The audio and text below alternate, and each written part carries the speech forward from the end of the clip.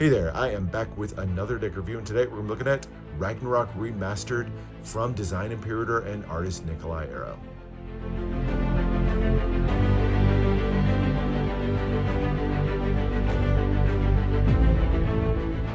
Imagine the earth trembling, the sun turning black, and a monstrous wolf with jaws reaching the sky. This is Ragnarok, the prophesied end of the world in Norse mythology. In this epic clash, gods, giants, and legendary beasts all battle for the fate of existence. One intriguing tale tells of the fierce god Thor. Knowing his fate, to slay the venomous serpent Jormungandr, but also to succumb to its poison, the god of thunder charges into battle, his mighty hammer Mjolnir flashing. He defeats the serpent, but exactly as prophesied, collapses just 9 steps later, leaving behind a world forever changed. And Ragnarok is filled with such stories of bravery, sacrifice, and the cycle of destruction and rebirth. It's a reminder that even in the face of inevitable doom, heroes rise and legends are born. And much like a world remade in the fires of Ragnarok, lead artist Nicolai Aaroe has remastered one of, in my opinion, his finest decks in Ragnarok. So let's check out his latest and learn more about the legendary cataclysm from Norse mythology. And just as there's 2 sides to the battle, so too are there 2 decks to Ragnarok. We have Aesir, named for the pantheon of Norse gods who made their home in Asgard, as well as Jotun, named for the race of giants who have long battled the gods and whose opposition brought about the final war. We'll get a chance to look at both of them because they do have completely different courts between them, but let's start off with the gods of Aesir. All right, so this tuck box is done by NPCC Noir Arts. They do a phenomenal job, in particular with tuck boxes. This one, no exception. It's done on a dark gray pearlescent stock. You can see the nice shimmer in the light of the stock on this one. I love a good pearlescent stock. And then it's adorned with beautiful gold foil with an image of the legendary Norse Dragor, this warship cutting its way through the waves with the iconic dragon-headed mast. Definitely a feature of every Viking ship. You'll always see that dragon there meant to intimidate the enemies. And of course, the wave pattern here on the top of the bottom, very fitting for this seagoing culture. The image here in the front kind of twists and sort of devolves and becomes more abstract as you turn to the other sides of the tuck box, giving you this twisting bit of line work, beautifully illustrated on all sides, kind of gives you that great look on all sides of the deck. And I love that it's kind of offset, leaving this sort of empty space here. Gives it a really kind of elegant feel to the tuck box overall. The runes down here in the bottom, they're Norse runes, but they spell out the Danish word Guderne, which means the gods. So the Norse runes of a Danish word down there at the bottom.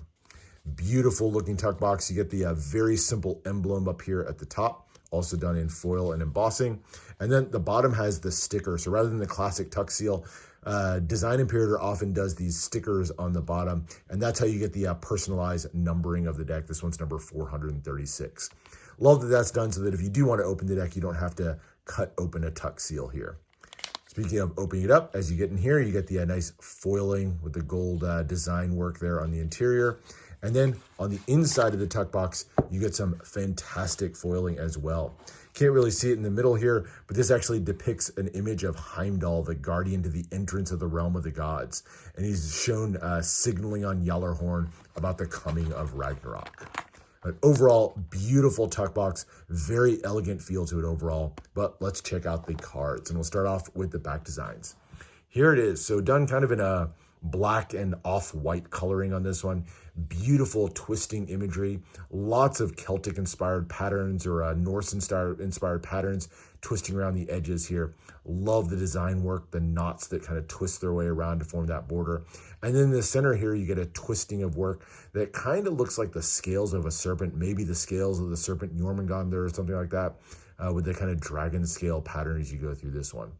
Beautiful look to it overall. Finishes with a kind of overly bright white border around the edge. I guess if I had one knock on this one, I wish the darker design here in the center had just been extended to the edges. I would have liked black on the edges rather than the white there. I think kind of stands out maybe a little bit too much. But overall, beautiful artwork on the back designs nonetheless. But let's check out the cards. And we'll start off, of course, with the extra cards. Starts off with the ad card here for Ragnarok Remastered. You can read a little bit about the deck and about the jokers that we'll see within this one and a little bit about the story behind it. But of course, we'll talk more about that here. And then you get I'll call this a quasi-diptych Joker. You can see the scene on both sides is meant to be kind of a continuation, but because it's got the border there in the middle, not a true diptych in the classic sense, but still beautiful artwork on this one. Now, I got to say, Nicolai Aaroe, one of the best court artists in the entire business, and you can really see that at work here. The epic battle scene that's depicted across these two cards is just fantastically illustrated. As you can see, the two sides of the Battle of Ragnarok. You get the XX there in the corner, signifying this one is the Joker, and then the runes down here at the bottom actually spell out Joker. So you have Joker runes there at the bottom. Beautiful imagery. Love that it's one way to give you extra canvas for the cards. And speaking of a one-way design, we have a final Joker here. This one done in the style of the courts. So you'll see the same style as we get to the courts, but this one depicts the trickster god, fitting for a Joker. This is Loki, and Loki was one of the key figures of all of Ragnarok. He joined the Jotun in their battle against the Aesir, despite being the half-brother of Thor and the adopted son of Odin. He still turned on them and ultimately fought against them in Ragnarok. Beautifully illustrated, kind of an almost black and white image there. Just absolutely fantastic imagery as you look at Loki there, angry, wielding the axe in his hands. And then you get the runes down here that actually spell out his name, so that's Loki written down there at the bottom. Beautiful look to the overall, but let's check out the aces next. So the four aces, there's no one power ace. The four aces each have this medallion in the center. It's set against this kind of background design, a faint background design. Beautiful bordering on this one, again, done in that Viking style. And then kind of a twist of some abstract artwork there in the back. And then smack in the center, you have this really beautifully done medallion. And each one of these medallions, as they go through the cards, is going to depict one of the legendary battles of Ragnarok. Basically, over the course of Ragnarok, all of the gods were killed, and these depict some of the battles where that happened. We'll talk more about the battles themselves as we get into the core cards and we see some of these characters, but let's take a look at these four medallions. So here we have the battle of Thor versus Jormungandr, the world serpent. You can see the serpent there in the back and Thor in the foreground raising his hammer Mjolnir. And in a nice touch, if you back the campaign for this one, you could actually get physical representations of these medallions. These beautiful medals here, these war medals, these things are huge, several inches. You can see him here in comparison to the card, but gives you a full-scale look of that same emblem that we see in the center of the Ace of Hearts. There's Thor and Jormungandr doing battle on the boat here. Beautiful look to this one overall, and I love that we can get the physical representation. And by the way, if you're interested in getting these, definitely recommend it. They're super heavy, very high quality, and just a fantastic companion to go with the decks. So there's the look at the medallion and the Ace of Hearts, and each one of these has a physical medallion. So here's the battle of Surt versus Frey. Surt's the fire giant there in the back, and then you have the tiny Frey there in the foreground. And here's the medallion that goes with that one. And then the next up as the Ace of Diamonds, we have Fenris, the giant wolf that we talked about at the beginning. And there's Odin, the All-Father, in the foreground. That one comes with the gold medallion here showing the same image. And then finally, we have Fenris a second time, this time battling Vidar, the son of Odin. You can see Fenris there about to kind of bite down on him. And there's the medallion depiction of the same. So beautiful set of medallions. Definitely check those out if you like the deck. I think they go great together. All right, but now let's check out the number cards. And the number cards, relatively speaking, not as much artwork, but you do get some very simple and nice embellishments on the pips overall, done with the kind of twisting line work there in the center, and then given that nice little frame with the textured background as well. The pip and index there kind of done in almost a Viking rune style, but definitely kind of the familiar English numbers, still nice and easy to read. So there's your hearts done in the crimson with the embellishments there in the center. Love how the clubs turned out, the twisting lines there. Definitely very fitting with the knot patterns that you often see in Viking artwork. And then there's the diamonds, another really nice one with the twisting patterns there. And then the black cards of the spades. So there's your number cards. Very nicely done on those. And then we get to the court cards. Now with most decks, court cards are my favorites because that's really where the story of the deck is often told. But in particular, Nicolai Aaroe, one of the best in the business of this one. And you can see the beautiful artwork on these one-way courts. Each one kind of doing a portrait of one of the characters, one of the Aesir, one of the gods or the giants who played a role in Norse mythology, and in particular, those who played a role in Ragnarok. And we start off here with the image on the Jack of Hearts of Heimdall. Heimdall was the guardian of Bifrost, which is the rainbow bridge that connects Asgard, the realm of the gods, to the human world. And he's always depicted with his famed horn, Gjallarhorn. You can see that curved horn here. This is the one that he sounded to warn the other gods of impending doom. And during Ragnarok, he was actually noted for having battled to the mutual death the god Loki. So he's the one who actually brought an end to Loki, but the two of them basically killed each other in battle. But beautiful artwork on this one and a great look at Heimdall. All right, next up we have a look at Tyr. Tyr is something of a god of war. He actually lost his hand far before the events of Ragnarok. You can see him there with the lost sword arm, but he still does have his sword and still fights viciously in battle. And in fact, during Ragnarok, he was killed in a battle with Garm. Garm was the guardian of the gates of hell, and the two of them killed each other in that final battle. So there's the god Tyr. Beautiful, beautiful cards.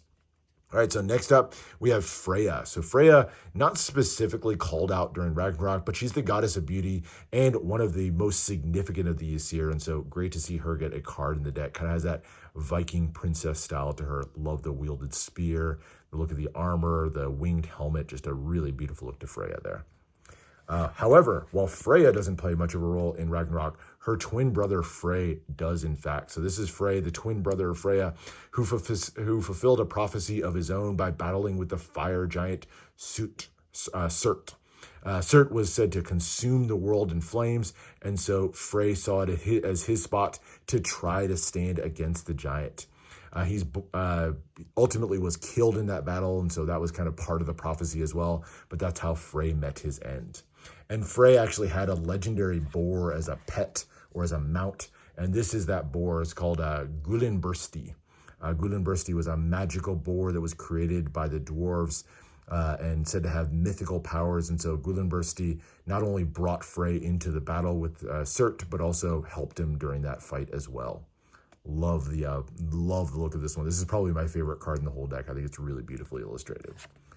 Next up, we have Thor, the god of thunder. Everybody knows Thor, probably the most famous of the Norse gods. And he was the one who battled Jormungandr to their mutual demise. So the two of them killed each other in that final battle. But there, of course, Mjolnir hefted above his shoulder. Love the addition here, too, of the runes at the bottom. So if you want to know the name of each one of them and you're familiar enough with Norse runes, you can kind of make your way into each one of the characters. All right, so continuing on, we have Thor's father. This is Odin, the Allfather. You can see one of his ravens flying above his shoulder there.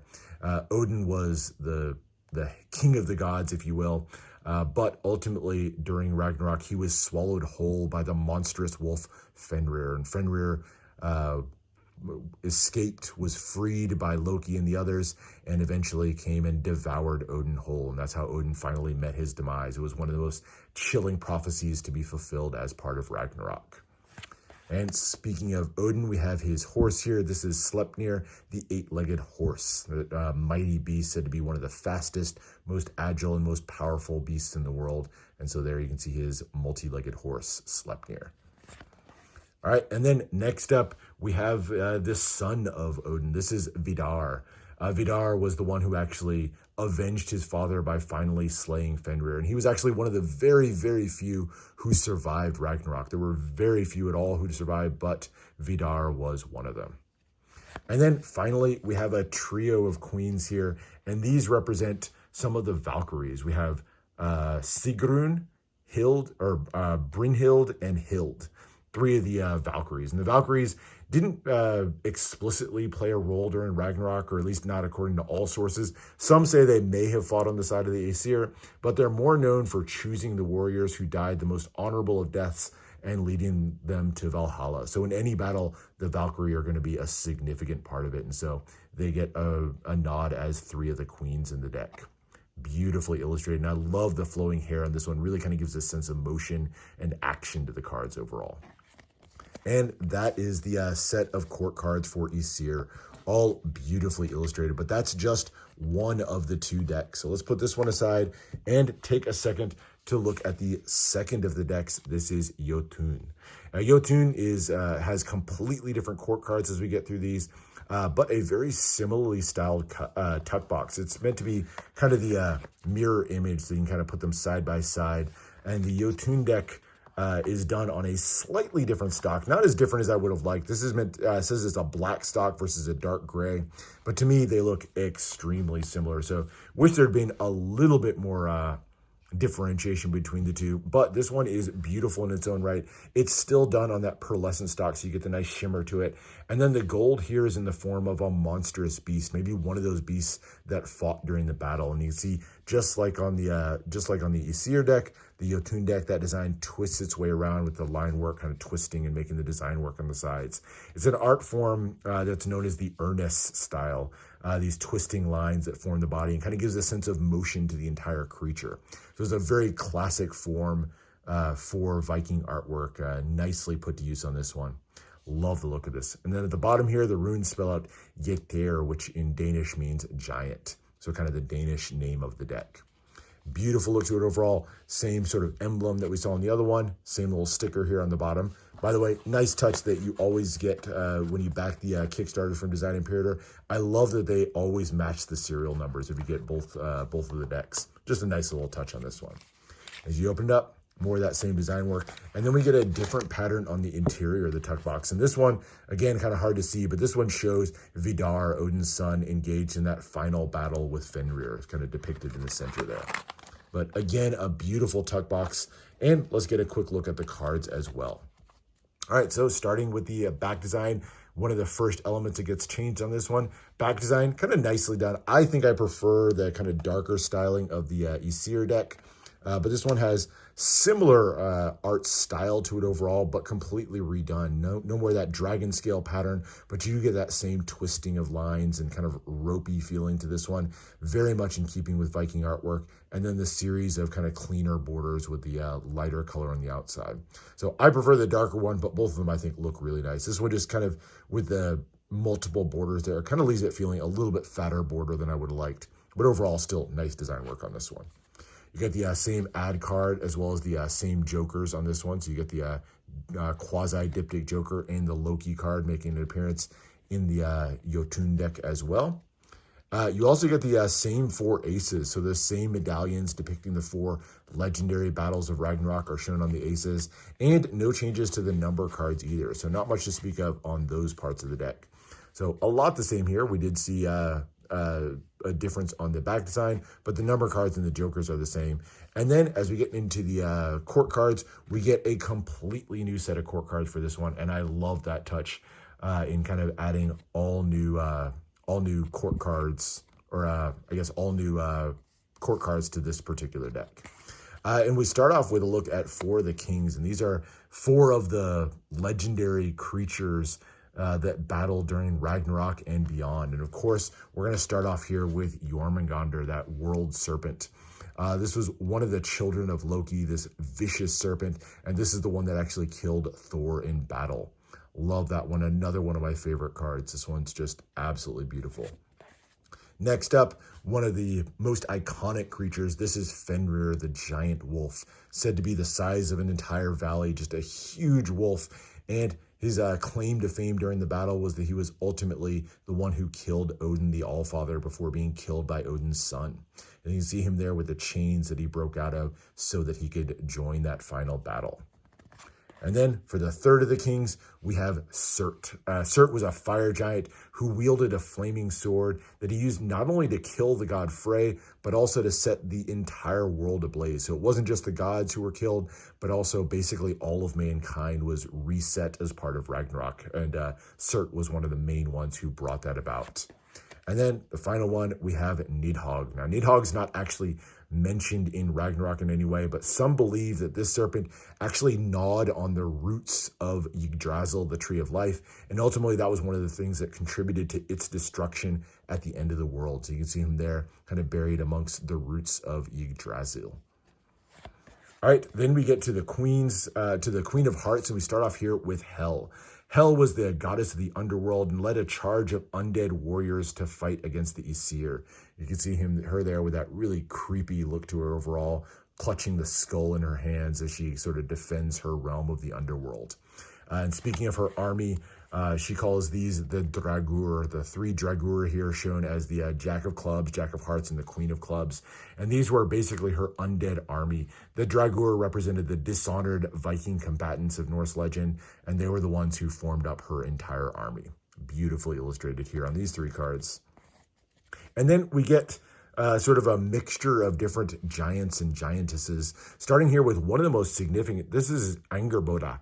She was the mate of Loki and actually the mother of several of the creatures that we've just seen. So she's the mother of Fenrir, Jormungandr, and Hel, all of her children. So she definitely populated the world with some of the most vicious beasts and the ones who are the most responsible for destruction over the course of Ragnarok. And next is one that I had to look up a little bit of this one. Not much known about this one. This is called Hokin, who's a female giantess of some note, but wasn't able to find out too much about her, but love the sort of vicious look that she's got on her face. You can see her almost charging into war at that moment. And then next up is Ymir. Ymir, a very significant giant in Norse culture, even though wasn't part of Ragnarok itself, but this is one of the primordial giants who helped create the world, and so kind of emblematic of the giants as a whole. And then finally, we have Skrymer. Skrymer, again, not a particular combatant during Ragnarok, but a giant who encountered Thor and other gods during their journeys and kind of symbolized some of the trials and tribulations that would test them and prepare them for the coming Ragnarok. And so you get Skrymer as the final of the giants. So nice to see kind of a compendium of different giants make their way in as the last few cards of the deck. And that is the Jokers of Jotun. Beautiful set of, or the court cards of Jotun. Beautiful set of court cards. You really can't go wrong with either deck. I would say end to end, I probably prefer Aesir just slightly, just because that back design I think is a little bit better. But overall, I think you really got to get both decks and really kind of get into all aspects of the story, because I think it is a beautifully told one over the course of this deck. Fantastic one overall. Apologies for the slightly longer video, but there's a lot of lore to get through when it comes to Ragnarok and Norse mythology, and I really wanted to do all of it justice. Apologies as well if I mispronounce any of the names, any of your favorite characters from Norse mythology. Did my best in this one, but not the easiest names in the world to pronounce. But hopefully you enjoyed this dive into Ragnarok. I absolutely enjoyed finding out more for myself, and just gave me so much more appreciation for this deck. So hopefully it does the same for you. Now, if you like what you see here, I'll put a link down in the description to Isolated Thunderstorm, where you can pick up these decks and so many more from Design Imperator. They are some of the best in the world at making decks. Love everything they put together. So go check out this deck and so many more that they have available. But anyway, hope you enjoyed this look at Ragnarok Remastered. And make sure to subscribe for more deck reviews, more unboxings, and let me know what else you want to see in the future. That's it for now, and I'll see you for the next one.